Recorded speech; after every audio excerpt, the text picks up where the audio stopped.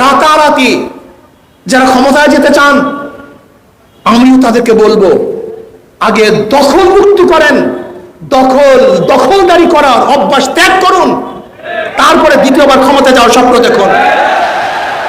16 বছর কোথায় ছিলেন? আজকেই টাউন হলে সমস্ত জায়গাগুলি ব্যানার দিয়ে আটকিয়ে ফেলেছেন, ব্যানার দিয়ে আটকিয়ে ফেলেছেন। এর কারণটা কোথায়? এই দখলদারি মুক্ত করার জন্য আন্দোলন করেছে। একা দখল করবেন না? 16 বছর কোথায় ছিলেন? কি করেছেন? কোথায় ছিল আপনাদের ফেস্টুনি? কোথায় ছিল আপনাদের ব্যানার? আপনাদের কি পাওয়ার আছে আমরা জানি, আপনাদের কি শক্তি আছে আমরা সবাই জানি।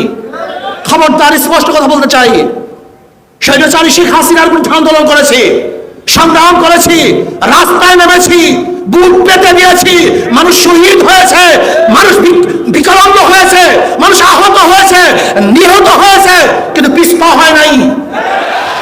আমরা যোদ্ধার জাতি, আমরা রক্ত দিতে জানি, আমরা শহীদ হতে জানি, আমরা বুক পেতে সামনে দাঁড়াতে জানি।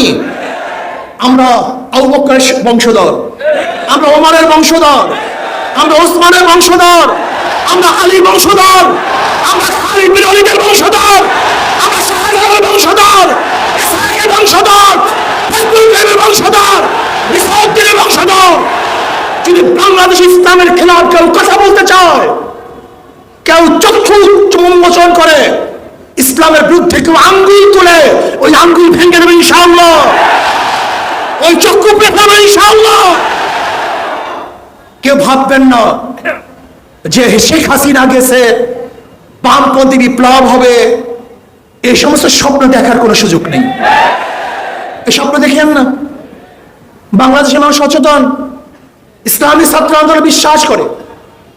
নীতি ও আদর্শের বাহিরে হাজারবার যদি দল পরিবর্তন হয়, হাজারবার যদি নেতা পরিবর্তন হয়, না, এদের শান্তি হবে না, এদেশে মানুষ মুক্তি পাবে না।